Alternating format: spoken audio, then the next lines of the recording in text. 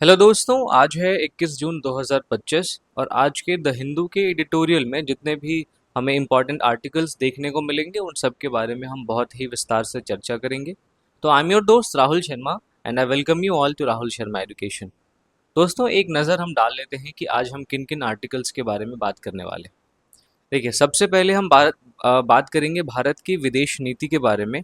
इसमें सोनिया गांधी का ये आर्टिकल है, तो आपको ध्यान में ये रखना है कि चूंकि वो विपक्ष से हैं, तो जाहिर सी बात है कि वो सरकार की आलोचना ही करेंगे।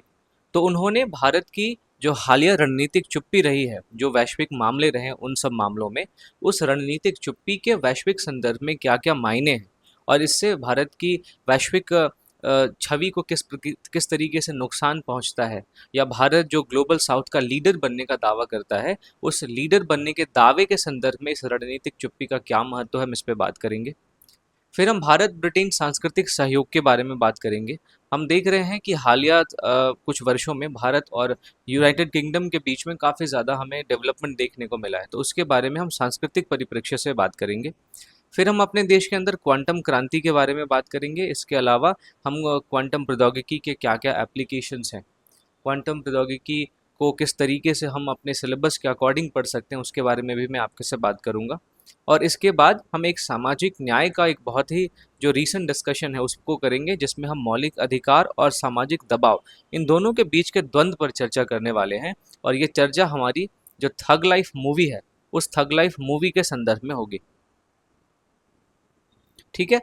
और इसके अलावा आप देखेंगे हर आर्टिकल के लास्ट में आपको अपने आंसर राइटिंग के लिए एक प्रश्न मिलेगा, तो आप उस प्रश्न को लिख के अपने उत्तर लेखन को सही दिशा में लेके आगे बढ़ सकते हैं।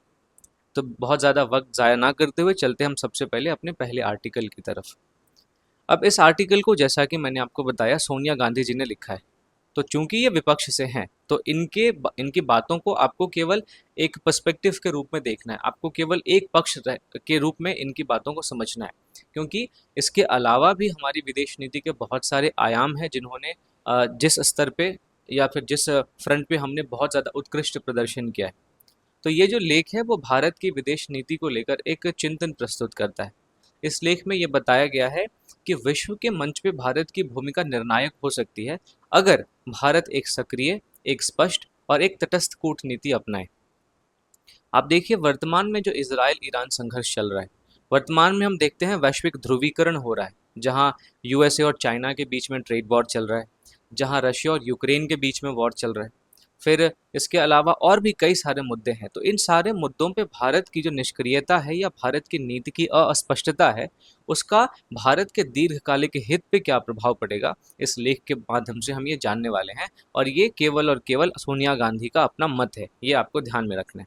अब इस लेख के मुख्य बिंदुओं पे आने से पहले मैं आपको बता दूं कि आपके एग्जाम पॉइंट ऑफ व्यू से इस लेख का क्या रेलेवेंस है। देखिए, ये जो लेख है आपके जीएस पेपर 2, जिसमें आप अंतर्राष्ट्रीय संबंध देखते हैं, भारत की विदेश नीति देखते हैं और भारत और मध्य एशिया के संबंध देखते हैं, उससे रिलेटेड हो सकता है।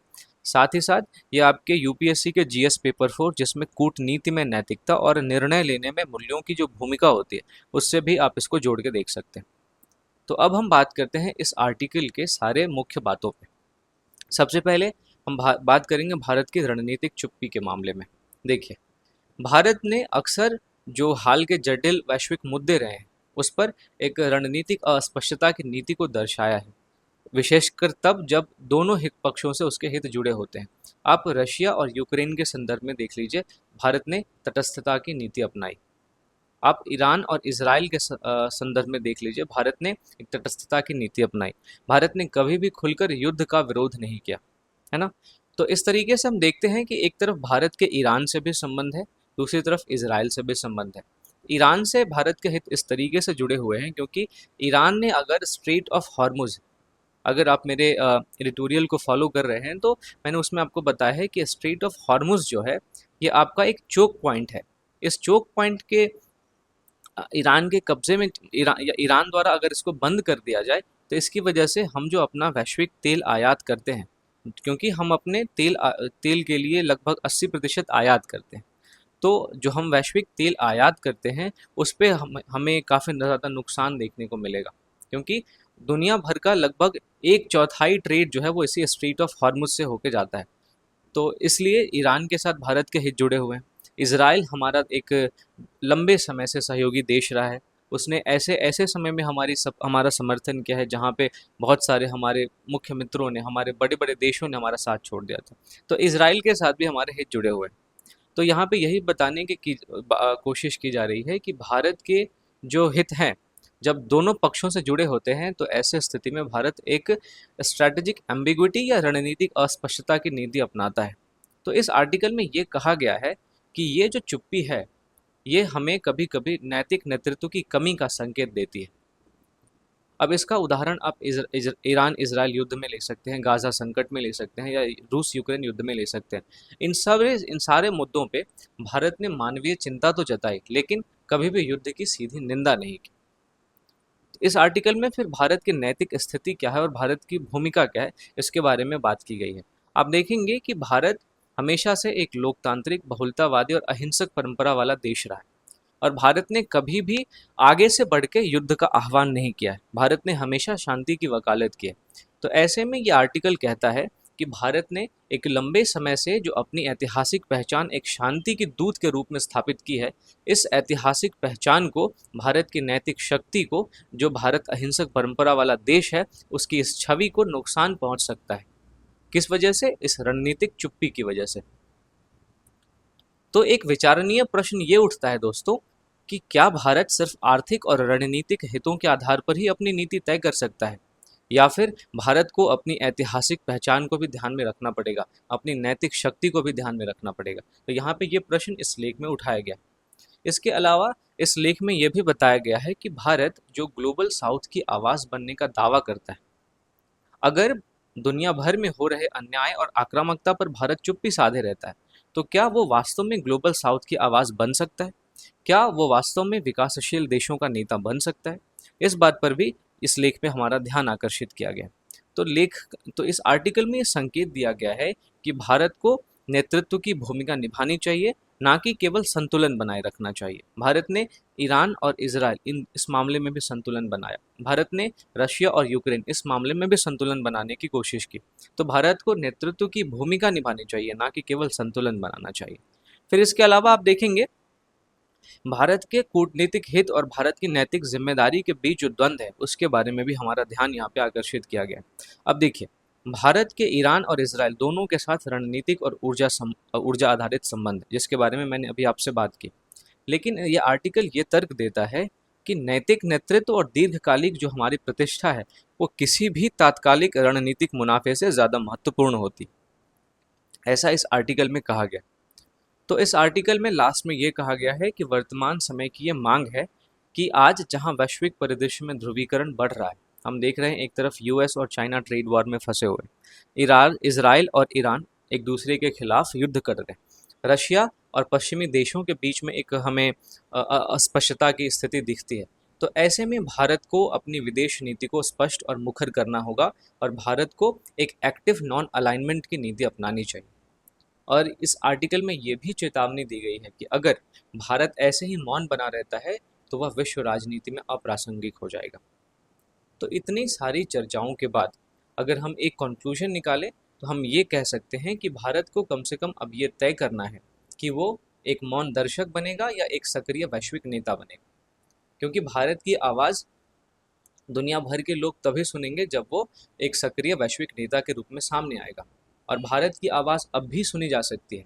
अभी भी वक्त हमारे हाथ से निकलता जा रहा है, लेकिन अभी भी देर नहीं हुई है। तो भारत को इस संबंध में अपनी विदेश नीति को थोड़ा सा परिवर्तित करने की ज़रूरत है। तो ये दोस्तों सोनिया गांधी के दौर ने एक आर्टिकल लिखा था, उसके बारे में मैंने आपसे जो भी इम्पोर्टेंट बातें थी उसके बारे में मैंने आपसे बात की। अब इस आर्टिकल के आधार पे मैंने आपको ये प्रश्न दिया है, इस प्रश्न का उत्तर लिख के आप मेरे आंसर राइटिंग वाले ग्रुप में पोस्ट कर सकते हैं। प्रश्न ये है कि भारत की रणनीतिक चुप्पी उसकी वैश्विक भूमिका को कैसे प्रभावित करती है। ईरान इजराइल संघर्ष की पृष्ठभूमि में भारत की विदेश नीति का विश्लेषण कीजिए। ये दोस्तों कुछ मैप के इम्पॉर्टेंट जगहें हैं, जैसे ईरान और ये रहा इजराइल, इन दोनों के बीच में वर्तमान में संघर्ष चल रहा है। फिर ये आप रेड सी देख सकते हैं, ये आप यमन देख सकते हैं, यहाँ पे आपने स्ट्रेट ऑफ हॉर्मुज देखा जो कि एक चोक पॉइंट है। Straight of Hormuz Persian gulf को और गल्फ ऑफ ओमान को जोड़ता है, ठीक है।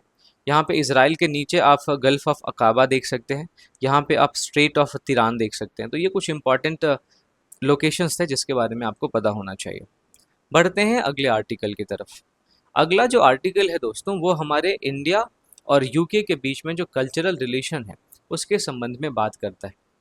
अब इस आर्टिकल का आपके सिलेबस से रिलेशन ये है कि आप इसको अपने यूपीएससी के जीएस पेपर 2 के भारत यूके द्विपक्षीय संबंध के साथ जोड़ सकते हैं, भारत की जो सांस्कृतिक कूटनीति रही है उसके साथ जोड़ सकते हैं। साथ ही साथ आप इसको जीएस पेपर 1 के भारतीय कला संस्कृति और शिल्प और परंपराओं से भी जोड़ सकते हैं। और इसके साथ साथ ये आपको जो यूपीएससी का सिलेबस है जीएस पेपर 3 का उसमें रचनात्मक अर्थव्यवस्था यानी क्रिएटिव इकोनॉमी, डिजिटल नवाचार और कौशल विकास इससे भी जोड़ सकते हैं। साथ ही साथ आप चाहें तो soft power as a tool of Indian foreign policy इस पर निबंध भी लिख सकते हैं। तो इस तरीके से ये काफ़ी इंपॉर्टेंट आर्टिकल हो जाता है हमारे डिस्कशन के लिए। सबसे पहले हम बात करते हैं कि इस लेख में किन किन मुद्दों को उठाया गया। ये जो लेख है दोस्तों ये भारत और यूनाइटेड किंगडम के बीच में हाल ही में जो सांस्कृतिक सहयोग हुआ है उसको उसकी प्रगति का विश्लेषण करता है। अब ये ना केवल सांस्कृतिक आदान प्रदान की बात करता है बल्कि इस लेख में हमें क्रिएटिव इकोनॉमी के बारे में भी, डिजिटल तकनीक के बारे में भी और अस्थायी विकास के बारे में भी काफ़ी चीज़ें पता चलेंगी। अब ये सारी चीज़ें हमारे सांस्कृतिक कूटनीति के लिए और हमारी सॉफ्ट पावर के दृष्टिकोण से काफ़ी ज़्यादा महत्वपूर्ण है। तो एक एक करके हम देखते हैं कि इन पूरे आर्टिकल्स में कौन कौन सी ज़रूरी बातें की गई हैं। सबसे पहले तो भारत और ब्रिटेन के बीच में सांस्कृतिक सहयोग के एक नए अध्याय के बारे में हमारा ध्यान खींचा गया है। आप देखेंगे दोस्तों मई 2025 में भारत और यूके के संस्कृति मंत्रियों द्वारा पीओसीसी यानी प्रोग्राम ऑफ कल्चरल कोऑपरेशन पर हस्ताक्षर किया गया, जो कि एक अद्वितीय घटना थी। अब इस समझौते में 5 प्रमुख मुख्य क्षेत्र शामिल हैं, जैसे डिजिटल तकनीक और संस्कृति, प्रदर्शन कला और इवेंट्स, संग्रहालयों और प्रदर्शनी परियोजनाएं, सांस्कृतिक संपत्ति की सुरक्षा और फिर अस्थायित्व और संरक्षण। तो ये जो समझौता है जिसके बारे में मैंने आपसे आपसे बात की, प्रोग्राम ऑफ कल्चरल कोऑपरेशन, ये समझौता हमारे देश के अंदर क्रिएटिव इकोनॉमी को समर्थन देता है और साथ ही साथ ये समझौता यूके के इंडस्ट्रियल स्ट्रैटेजी का भी अहम हिस्सा है। अब यहाँ पे एक टर्म आया है क्रिएटिव इकोनॉमी। क्या होता है क्रिएटिव इकोनॉमी? देखिए, जब कला, डिज़ाइन, संगीत, फिल्म, फैशन, एनिमेशन, गेमिंग, विज्ञापन, ये सारी चीज़ें रचनात्मक चीज़ें मानी जाती है, इसमें आप क्रिएटिविटी दिखा सकते हैं। तो जब ऐसी रचनात्मक चीज़ों से कमाई होती है और ऐसी रचनात्मक चीज़ों से रोज़गार पैदा होता है तो इसी अर्थव्यवस्था के हम अंग को रचनात्मक अर्थव्यवस्था कहते हैं। तो भारत में जो रचनात्मक अर्थव्यवस्था है उसका हाल के कुछ दशकों में काफ़ी उभार देखने को मिला है, क्योंकि वर्तमान समय में आप देखें भारत की क्रिएटिव इकोनॉमी लगभग $35 बिलियन तक पहुंच चुकी है और ये हमारे देश के लगभग 8% कार्यबल को रोजगार देती है। और आपको जान के आश्चर्य होगा कि कृषि के बाद सबसे ज़्यादा लोग इसी रचनात्मक अर्थव्यवस्था में नियोजित हैं। भारत में 300 से ज़्यादा विश्वविद्यालय और 3000 से ज़्यादा कॉलेज डिज़ाइन, कला और आर्किटेक्चर सिखा रहे हैं। भारत के टॉप 10 क्रिएटिव हब में से 6 तो गैर मेट्रो क्षेत्रों में हैं, जैसे आप देखेंगे जम्मू कश्मीर के बडगाम में, तमिलनाडु के तिरुपुर में। तो ये हमारे भारत की सांस्कृतिक एकता, हमारे भारत के सांस्कृतिक विविधता और हमारे भारत में जो सांस्कृतिक प्रतिभा है उसका संकेत देता है। फिर इस आर्टिकल में G20 और वेव्स समिट के महत्व को भी इंडिया यूके के संदर्भ में बताया गया। 2023 में दोस्तों भारत ने G20 की अध्यक्षता की और इस दौरान भारत ने यूके ने भारत के सांस्कृतिक एजेंडे को समर्थन दिया था। फिर मुंबई में जो वेव्स यानी world audio visual and entertainment summit हुआ था, इसमें यूके की जो कैबिनेट मंत्री थी लिसा नैंडी, इन्होंने भारत के साथ सांस्कृतिक भागीदारी को प्राथमिकता दी थी। फिर भारत ने पहली बार वेव्स समिट की मेज़बानी भी की, तो इस वजह से जो अंतर्राष्ट्रीय समझौते और व्यापारिक अवसर हैं उनमें भी हमें काफ़ी बढ़ोतरी देखने को मिली। साथ ही साथ इस लेख में बताया गया कि आर्टिफिशियल इंटेलिजेंस जैसी, वर्चुअल रियलिटी जैसी, ऑगमेंटेड रियलिटी जैसी जो तकनीक है उनसे सांस्कृतिक क्षेत्र काफ़ी ज़्यादा बदल रहा है। तो इस तरीके से टेक्नोलॉजी और संस्कृति का संगम हो रहा है। फिर ब्रिटिश काउंसिल की एक रिपोर्ट हाल ही में आई, उस रिपोर्ट का नाम है arts and technologies in India. इस रिपोर्ट के अनुसार आप देखेंगे भारत को अपनी शिक्षा प्रणाली में इन सारी तकनीकों का यानी ऑगमेंटेड रियलिटी, वर्चुअल रियलिटी और आर्टिफिशियल इंटेलिजेंस, इन तकनीकों का एकीकरण करना चाहिए, ऐसा इस ब्रिटिश काउंसिल के रिपोर्ट में कहा गया। तो इस तरीके से जो क्रिएटिव पेशेवर हैं उनको वैश्विक प्रतिस्पर्धा और नवीनता के लिए तैयार किया जाना हमारे देश के लिए एक अच्छा कदम हो सकता है, और ये जो समझौता हुआ है वो इस कदम में हमारी और मदद करेगा। फिर इसके साथ साथ दोस्तों इस आर्टिकल में व्यवसायों और गैर सरकारी पहल की भी भूमिका को उजागर किया गया, क्योंकि आप देखिए कि रॉयल इनफील्ड जो कि यूके भारत की प्रतिष्ठित ब्रांड है, इसने हिमालय क्षेत्र में 580 से ज़्यादा शिल्पकारों के साथ पारंपरिक वस्त्रों के संरक्षण पर कार्य किया है, और ये अभी भी कार्य कर रही है। अब रॉयल इनफील्ड की जो ये परियोजना है जिसका नाम है द हिमालयन नॉट, ये स्थायी वस्त्र परंपराओं को बचाने और उनको बाजार से जोड़ने का प्रयास करता है। तो इस तरीके से ये उदाहरण हमें ये दिखाता है कि किस तरीके से निजी कंपनियां भी सांस्कृतिक विकास के संवाहक बन सकती हैं, सांस्कृतिक विरासत के संवाहक बन सकती हैं। तो इस आर्टिकल में दोस्तों इंडिया यूके के जो बीच सांस्कृतिक सहयोग हालिया संदर्भ में उभरा है, उस संदर्भ में बहुत सारी बातें की गई। किस तरीके से निजी सहयोग के माध्यम से भी सांस्कृतिक विरासत को संजोया जा सकता है, ये एक उदाहरण के माध्यम से हमने देखा, जिसमें रॉयल इनफील्ड का द हिमालयन नॉट प्रोजेक्ट हमने देखा। तो निष्कर्ष ये निकलता है कि भारत की सांस्कृतिक शक्ति और यूके की तकनीकी विशेषज्ञता, अगर इन दोनों का मिलन हो जाए तो पूरे विश्व में एक नया वैश्विक सांस्कृतिक मार्ग पनप सकता है। और ये जो सहयोग होगा ये ना केवल दो देशों को जोड़ेगा, बल्कि संपूर्ण विश्व में वैश्विक रचनात्मक भविष्य की नींव भी रखेगा। तो इस आधार पे आप ये इस आर्टिकल को आपने देखा। तो इस पूरे आर्टिकल में हमने जितनी भी बातें चर्चा की, उन बातों के आधार पे, उस सारी इन्फॉर्मेशन के आधार पे आप इन प्रश्नों को हल कर सकते हैं, और इस प्रश्न का उत्तर आप मेरे आंसर राइटिंग के ग्रुप में पोस्ट कर सकते हैं। अब दोस्तों ये तो हो गई आर्टिकल की बात कि आर्टिकल में भारत और यूके के बीच में जो सांस्कृतिक नए आयाम विकसित हुए हैं उसके बारे में हमने बात की। अब हम जरा भारत और यूके के बीच के जो संबंध हैं उनमें क्या क्या हालिया विकास रहे हैं उस पर भी एक नज़र डालते हैं, तभी जाके हमारा ये डिस्कशन पूरा का पूरा कंप्लीट हो पाएगा। सबसे पहले हम द्विपक्षीय सहयोग और कूटनीति के संदर्भ में भारत यूके संबंध की बात करें तो हम देखते हैं कि भारत और यूके के बीच में जो फ्री ट्रेड अग्रीमेंट है ये अंतिम चरण में है, और इसकी वजह से जो वस्त्र है, ऑटो है, विस्की है, सेवा क्षेत्र है, इन सब में व्यापार को बढ़ावा मिल सकता है। 2021 में India UK road map 2030 launch हुआ था, ये भी इस संबंध में महत्वपूर्ण है। फिर हम देखते हैं कि इंडिया और यूके ने व्यापार, रक्षा, जलवायु, स्वास्थ्य और शिक्षा, इन क्षेत्रों में सहयोग का एक दीर्घकालिक दृष्टिकोण विकसित किया है और आपस में एक दूसरे का मदद करने की गुंजाइश जताई है। फिर UK India young professional scheme 2023 का है, जो हर साल 3000 युवा पेशेवरों को दोनों देशों में 2 साल तक कार्य और निवास करने की अनुमति देता है। तो ये द्विपक्षीय सहयोग और कूटनीति के संदर्भ में हमने भारत और यूके के संबंध को देखा। अब हम बात करते हैं सांस्कृतिक सहयोग में इंडिया यूके संबंध के बारे में। आप देखिए कि 2025 में programme of cultural cooperation POCC पर हस्ताक्षर हुए, जिनमें 5 प्रमुख क्षेत्र हैं: डिजिटल संस्कृति, प्रदर्शन कला, संग्रहालय, सांस्कृतिक संपत्ति संरक्षण और स्थायित्व। इसके अलावा ब्रिटिश काउंसिल की कुछ पहले भी इंडिया यूके के संबंधों को और एक नए स्तर पर लेके जा रही हैं, जैसे वेव्स समिट जो 2023 में मुंबई में हुआ था। इसमें वैश्विक रचनात्मक अर्थव्यवस्था पर ध्यान केंद्रित किया गया, साथ ही साथ भारत यूके साझेदारी को समर्थन भी किया गया। इसके अलावा arts and technologies in India नाम से ब्रिटिश काउंसिल की एक रिपोर्ट आई, जिसमें भारत में जो ऑगमेंटेड रियलिटी होती है, जो वर्चुअल रियलिटी होती है, आर्टिफिशियल इंटेलिजेंस होता है, इन सारे तकनीकों को कलाओं के साथ जोड़ने की सिफारिश की गई। इसके अलावा ब्रिटिश काउंसिल की एक और पहल है, आप देखेंगे, माफ़ कीजिएगा, ये रॉयल इनफील्ड की एक पहल है द हिमालयन नॉट।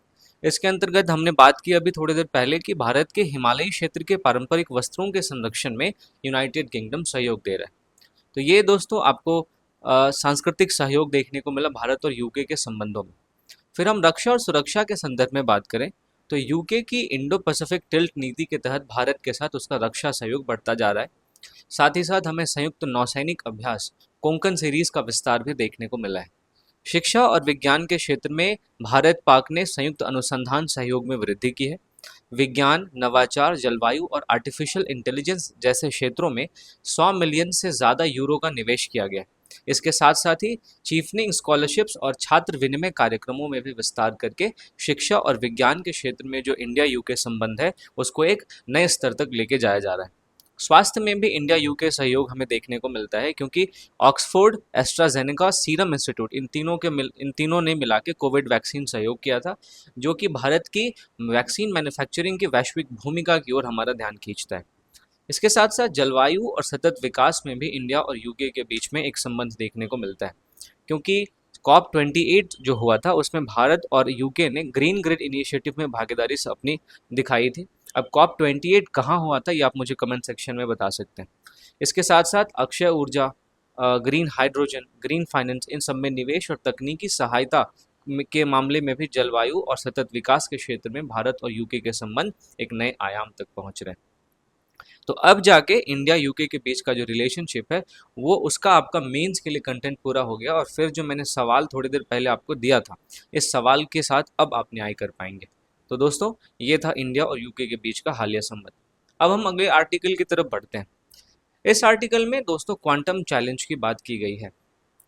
ये जो आर्टिकल है ये आपके यूपीएससी के जीएस पेपर 3, जिसमें विज्ञान और प्रौद्योगिकी है, साइबर सुरक्षा है और रिसर्च एंड डेवलपमेंट में निवेश है, उससे संबंधित है। साथ ही साथ ये आपके जीएस पेपर 2 के नीतिगत क्रियान्वयन और शासन में सुधार से संबंधित है।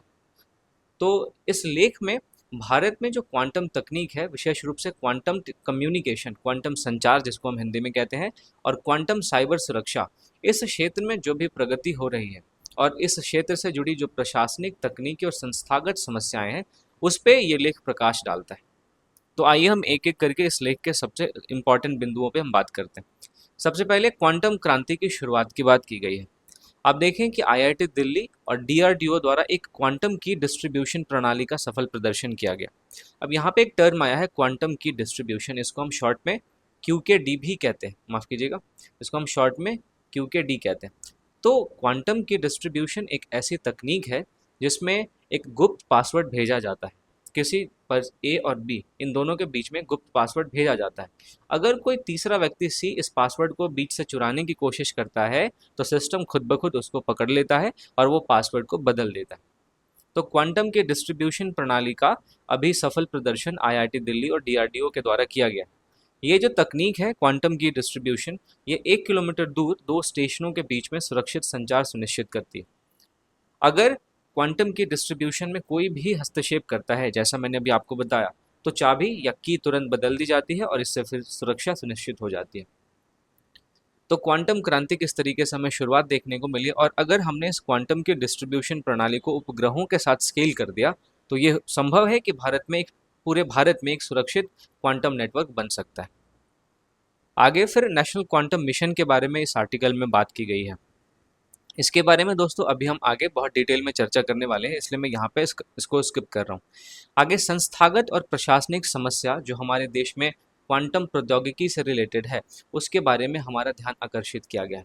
तो हम देखते हैं कि क्वांटम प्रौद्योगिकी से संबंधित कौन कौन सी संस्थागत और प्रशासनिक समस्याएं हैं। सबसे पहला तो हमारे देश के वैज्ञानिकों ने शिकायत की है कि जो क्वांटम प्रौद्योगिकी से रिलेटेड जो भी रिसर्च प्रोजेक्ट्स चलते हैं, उसमें फंडिंग के कारण बहुत ज़्यादा रिसर्च में देरी हो रही, क्योंकि इसमें फंडिंग का जो प्रकृति है, फंडिंग का जो नेचर है, वो जस्ट इन टाइम टाइप का फंडिंग है। जस्ट इन टाइम टाइप का फंडिंग दोस्तों ऐसा नेचर होता है फंडिंग का, जिसमें आपको जब ज़रूरत होती है तो इंस्टेंट मोमेंट पे आपको फंडिंग मिलती है, पहले से कोई भी फंडिंग आपको नहीं मिलती। इसके अलावा हमारे देश के अंदर सिंगल विंडो क्लियरेंस की कमी है, और साथ साथ हमारे देश में आप देखेंगे कागजी औपचारिकताएं काफ़ी ज़्यादा हैं। तो इस वजह से भी क्वांटम प्रौद्योगिकी से रिलेटेड जो भी प्रोजेक्ट्स हैं उनकी गति धीमी हो जाती है। इसके साथ साथ विदेशी हार्डवेयर पर निर्भरता के कारण भी हमारे देश में क्वांटम प्रौद्योगिकी में हमें धीमी गति देखने को मिलती है। बिकॉज आप देखेंगे हमारे देश में क्रायोस्टैट्स और सेंसर जैसे हार्डवेयर नहीं बनते, हम इसका विदेशों से आयात करते हैं। साथ ही साथ अब देखें एक और भी समस्या है, जिसमें यह है कि क्वांटम सॉफ्टवेयर पर आज भी कई सारी बहुराष्ट्रीय कंपनियों का, यानी मल्टीनेशनल कंपनीज का उनका मोनोपोली है, उनका वर्चस्व है। तो इस वजह से भी हमारे देश में क्वांटम प्रौद्योगिकी से संबंधित कई सारी चीज़ें जो समस्या के रूप में है वो देखने को मिलती है। इस आर्टिकल में मानव संसाधन और पूंजी की कमी की तरफ भी इशारा किया गया है। इस आर्टिकल में ये बताया गया है कि हमारे देश में जो सरकारी वेतन है वो बाकी देशों के वेतनों से काफ़ी कम है, जो वैश्विक मानक होता है सरकारी वेतन का उससे काफ़ी कम है। इस वजह से हमारे देश के जो प्रतिभाशाली वैज्ञानिक होते हैं वो अच्छे वेतन की तलाश में, अच्छी सुविधाओं की तलाश में दूसरे देश चले जाते हैं तो इसको हम ब्रेन ड्रेन भी कहते हैं, इसको हिंदी में प्रतिभा पलायन कहते हैं। तो प्रतिभा पलायन की समस्या भी हमारे देश में देखने को मिलती है। इसके अलावा हमारे देश में पूंजी की कमी होने के कारण और मानव संसाधनों की कमी होने के कारण वैज्ञानिकों को आप देखेंगे अस्थायी अनुबंध और किराए किराए पर उपकरण लेने के लिए मजबूर होना पड़ता है। तो ये सारी समस्याओं की तरफ हमारे इस आर्टिकल में हमारा ध्यान खींचा गया है।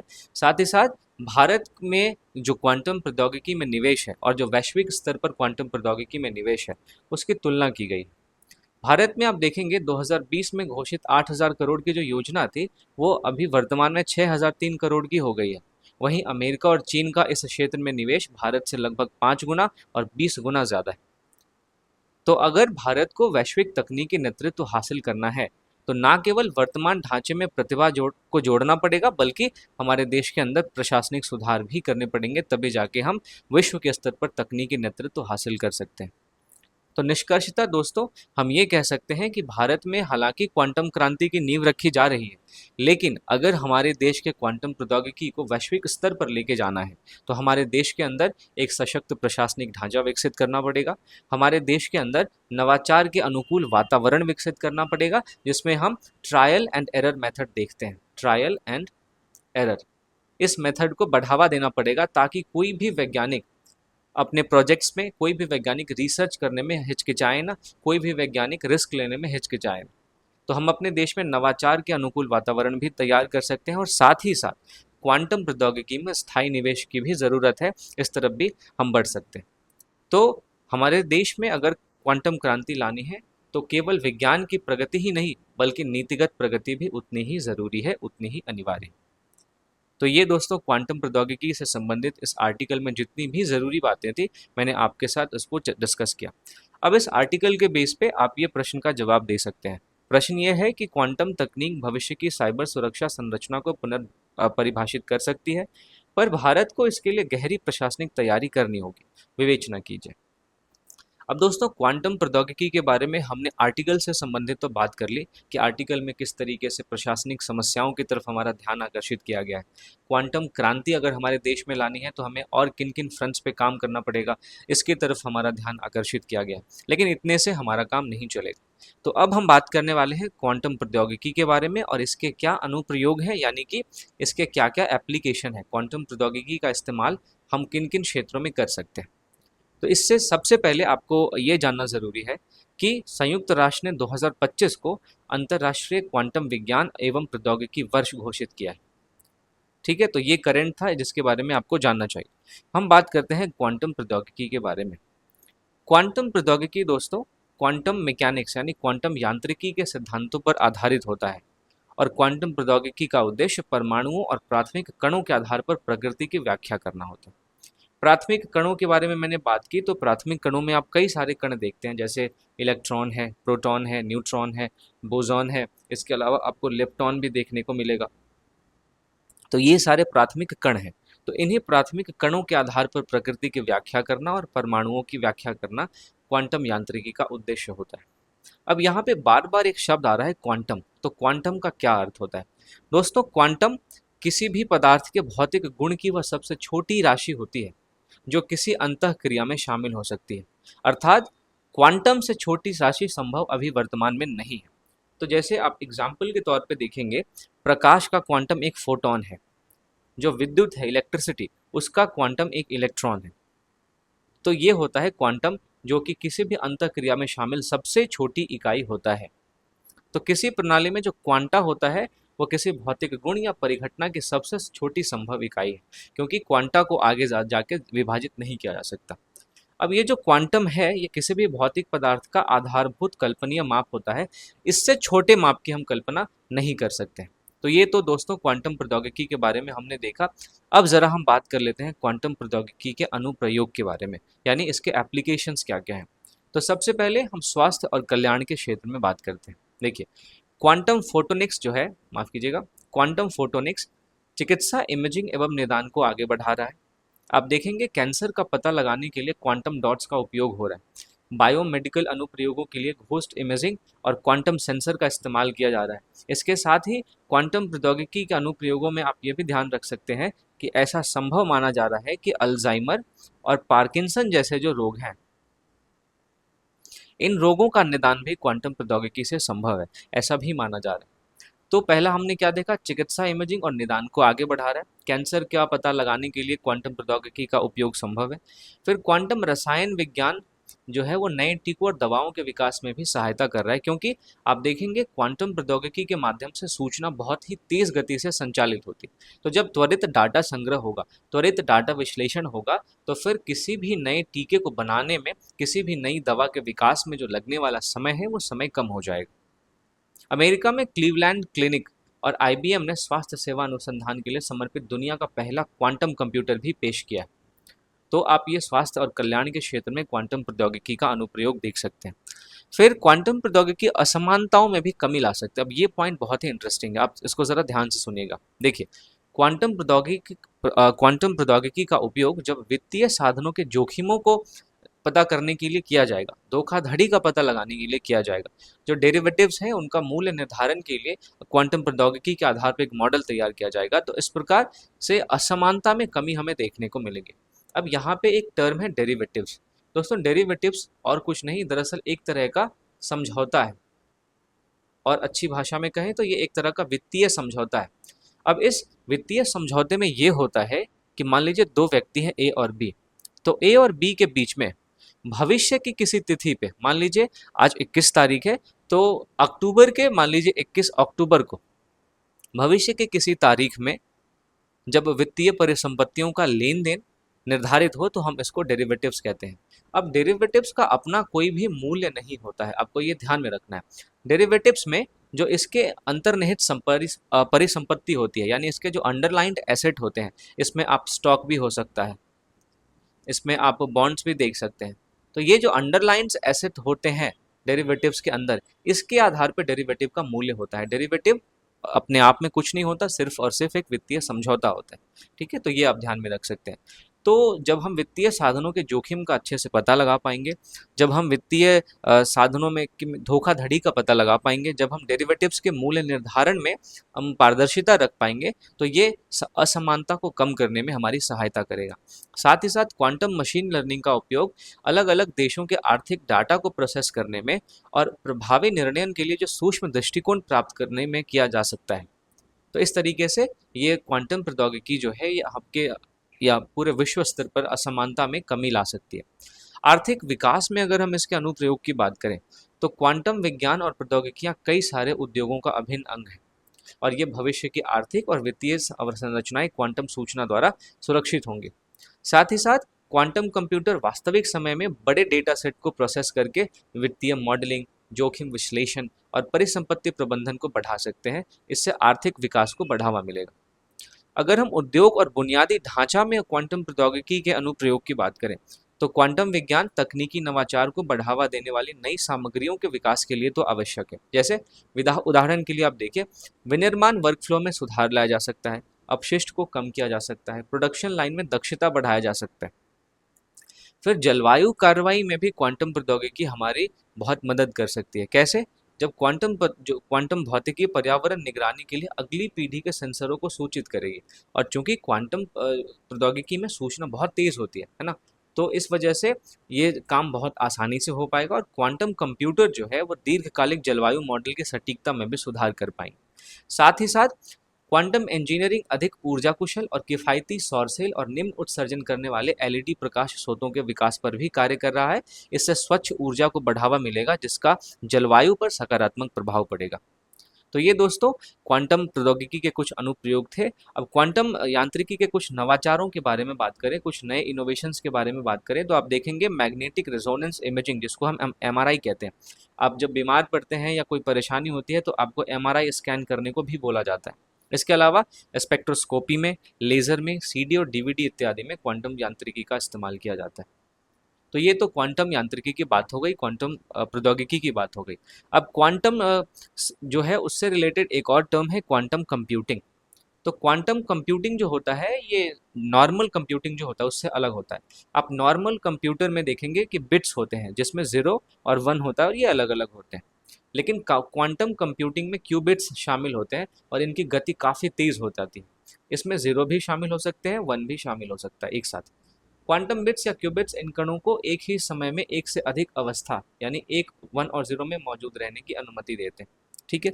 अब क्वांटम कंप्यूटिंग के कई सारे अनुप्रयोग हैं, जैसे क्वांटम कंप्यूटिंग सुरक्षा में, वित्त में, सैन्य मामले में, खुफिया एजेंसियों के मदद में, दवा डिज़ाइन व खोज में, एयरोस्पेस डिज़ाइनिंग में, और भी कई सारे क्षेत्रों में उल्लेखनीय योगदान दे सकते हैं। तो ये दोस्तों क्वांटम कंप्यूटिंग था। तो मैंने आपको बताया था थोड़ी देर पहले कि राष्ट्रीय क्वांटम मिशन हमारे देश में चलाया जा रहा है, और मैंने ये भी कहा था कि मैं आगे उसको डिस्कस करने वाला हूँ। तो इसके बारे में अभी हम डिटेल में देखते हैं। जो राष्ट्रीय क्वांटम मिशन है वो भारत सरकार की एक पहल है, और इस मिशन का उद्देश्य क्वांटम टेक्नोलॉजी में वैज्ञानिक और औद्योगिक अनुसंधान को उन्नत बनाना है, हमारे देश में आर्थिक विकास को बढ़ावा देना है, और भारत को क्वांटम प्रौद्योगिकी में और इसके अनुप्रयोगों में एक अग्रणी देश के रूप में स्थापित करना है। इस मिशन का विनियमन विज्ञान और प्रौद्योगिकी मंत्रालय के अधीन है, और इस मिशन को वर्ष 2023 से लेकर 2031 तक क्रियान्वित किया जाना है। तो इस मिशन के शुभारंभ के साथ ही जब भारत जो है वो अमेरिका, ऑस्ट्रेलिया, फिनलैंड और भी कई देशों के बाद एक समर्पित क्वांटम मिशन वाला 7वां देश बन जाएगा। तो मुख्य उद्देश्य, अगर हम इस मिशन के मुख्य उद्देश्यों की बात करें, तो सबसे पहला इसका उद्देश्य है क्वांटम कंप्यूटर का विकास। सुपर कंडक्टिंग और फोटोनिक प्रौद्योगिकियों जैसे प्लेटफॉर्मों का उपयोग कर 8 वर्षों में 50 से 1000 भौतिक क्यूबिट के साथ मध्यवर्ती स्तरीय क्वांटम कंप्यूटर विकसित करना इस राष्ट्रीय क्वांटम मिशन का उद्देश्य है। साथ ही साथ सुरक्षित संचार भी इस मिशन का एक मुख्य उद्देश्य है। भारत में 2000 किलोमीटर से अधिक दूरी पर स्थित ग्राउंड स्टेशन के बीच उपग्रह आधारित सुरक्षित क्वांटम संचार इस मिशन का उद्देश्य है। साथ ही साथ अन्य देशों के साथ लंबी दूरी का सुरक्षित क्वांटम संचार करना भी इसके उद्देश्यों में शामिल है। अब 2000 किलोमीटर से अधिक अंतर शहर क्वांटम की डिस्ट्रीब्यूशन भी इसका एक उद्देश्य है, और इसमें क्वांटम मेमोरी के साथ साथ बहु नोड क्वांटम नेटवर्क की स्थापना की जाएगी। तो ये दोस्तों राष्ट्रीय क्वांटम मिशन के बारे में हमने बात की। अब भारत में क्वांटम प्रौद्योगिकी से संबंधित हाल के कुछ पहल हैं जिसके बारे में हमें जानना चाहिए। पहला है क्वांटम लैब। भारतीय सेना ने क्वांटम लैब की स्थापना मध्य प्रदेश में एक इंजीनियरिंग कॉलेज में की है। अगला है क्वेस्ट पहल। क्वेस्ट पहल को विज्ञान और प्रौद्योगिकी विभाग ने अनुसंधान सुविधाएं विकसित करने के लिए इसको शुरू किया है। फिर क्यूसिम टूलकिट है जो शोधकर्ताओं और छात्रों को क्वांटम कंप्यूटिंग सीखने और उनको समझने में सक्षम बनाता है। फिर टेलीमेटिक्स विकास केंद्र है। इस विकास केंद्र ने क्वांटम की डिस्ट्रीब्यूशन के उत्पाद विकसित किए हैं, और इसने क्वांटम संचार में अनुसंधान अभी तक जारी रखा है। फिर निजी क्षेत्र की भागीदारी भी हमें क्वांटम प्रौद्योगिकी में हाल के समय में देखने को मिली है। जैसे कि आप देखेंगे, गूगल और इंटरनेशनल बिजनेस मशीन यानी IBM ने भारत में क्वांटम कंप्यूटिंग के लिए कई सारे समर्पित कार्यक्रम शुरू किए। इसके अलावा आप आई हब क्वांटम टेक्नोलॉजी फाउंडेशन देखेंगे, तो विज्ञान और प्रौद्योगिकी विभाग ने पुणे के 13 अनुसंधानों के साथ मिलाकर इस क्वांटम प्रौद्योगिकी को बढ़ावा देने के लिए एक आई हब क्वांटम टेक्नोलॉजी फाउंडेशन को बनाया। तो ये क्वांटम प्रौद्योगिकी से संबंधित हाल में भारत ने जो जो भी पहल किए हैं उसके बारे में मैंने आपसे बात की। तो अब जाके हमारा क्वांटम प्रौद्योगिकी का जो पूरा डिस्कशन था वो अब जाके कंप्लीट होता है। अब इस पे इतना ज़्यादा डिस्कशन करने के पीछे का रीज़न अब आपको पता चलेगा, क्योंकि यूपीएससी ने पहले इससे प्रश्न पूछा है और आगे भी इससे प्रश्न पूछे जाने की संभावना है, खासकर तब जब अब हमने क्वांटम की डिस्ट्रीब्यूशन का सफल परीक्षण कर लिया है। तो देखिए यूपीएससी ने क्या प्रश्न पूछा है। यूपीएससी ने क्यूबिट शब्द का उल्लेख जो है उसके बारे में प्रश्न पूछा है। क्यूबिट शब्द का उल्लेख निम्नलिखित में से कि कौन से एक प्रसंग में होता है। क्लाउड सेवाएं, क्वांटम संगणन, संगणन मीन्स की कंप्यूटिंग, क्योंकि कंप्यूटर को हिंदी में संगणक कहते हैं। तो इसका आंसर हो जाएगा आपका बी। मेंस में भी यूपीएससी ने चौथी औद्योगिक क्रांति यानी डिजिटल क्रांति के उद्भव ने सरकार के विभिन्न अंग के रूप में ई गवर्नेंस की शुरुआत की है, इसकी चर्चा करना है। तो यहाँ पे भी आप क्वांटम कंप्यूटिंग का जो एडमिनिस्ट्रेशन में यूज़ होता है उसके बारे में आप बात कर सकते हैं। तो ये दोस्तों हमारा क्वांटम कंप्यूटिंग से रिलेटेड आर्टिकल था, और हमारे देश में क्या क्या चैलेंजेस है क्वांटम कंप्यूटिंग से रिलेटेड उसके बारे में भी हमने बात की। बढ़ते हैं अगले आर्टिकल की तरफ। इसमें हम दोस्तों बात करेंगे हमारे संविधान द्वारा प्रदत्त मूल अधिकार के बारे में, जिसे हम अभिव्यक्ति की स्वतंत्रता का अधिकार कहते हैं, ये हमारे संविधान के आर्टिकल 19(1)(a) में है।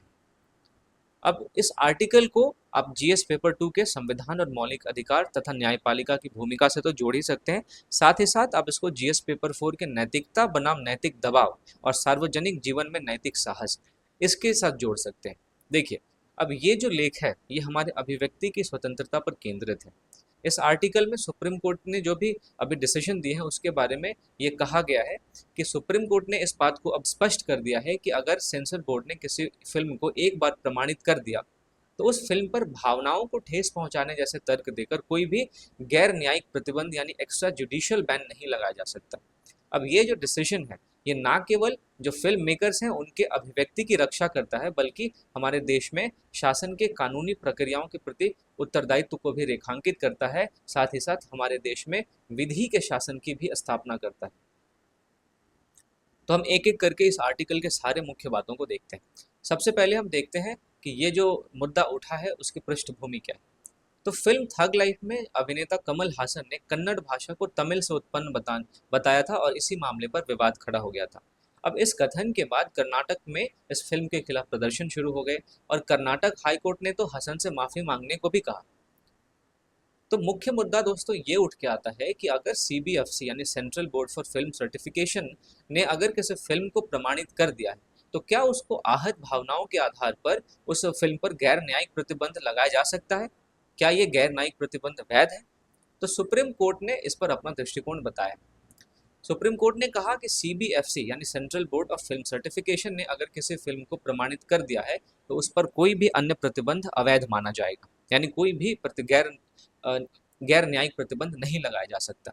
कोर्ट ने कहा कि यदि फिल्मों को अगर रोका जाता है तो वह संविधान के अनुच्छेद 19(1)(a) जिसमें हम अभिव्यक्ति की स्वतंत्रता की बात करते हैं उसके बारे में चर्चा है, तो ये अनुच्छेद अभिव्यक्ति की स्वतंत्रता का हमारा उल्लंघन हो जाएगा।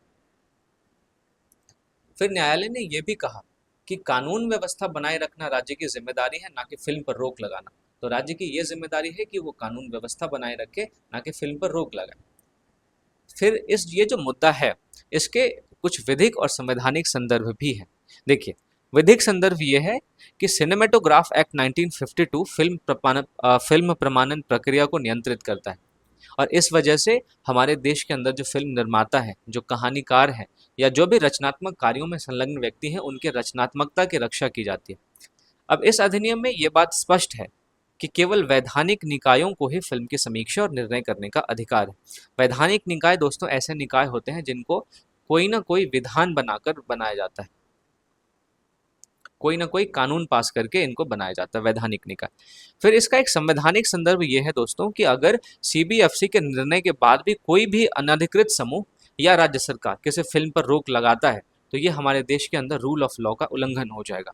अब रूल ऑफ लॉ के बारे में अगर मैं आपको कुछ बातें बताऊं तो रूल ऑफ लॉ का जो कॉन्सेप्ट है ये ब्रिटिश एक न्यायवादी थे, उनका नाम था A.V. डाइसी। इन्होंने रूल ऑफ लॉ का कॉन्सेप्ट दिया था। अब रूल ऑफ लॉ का कॉन्सेप्ट हमारे भारतीय परिप्रेक्ष्य में भी लागू होता है।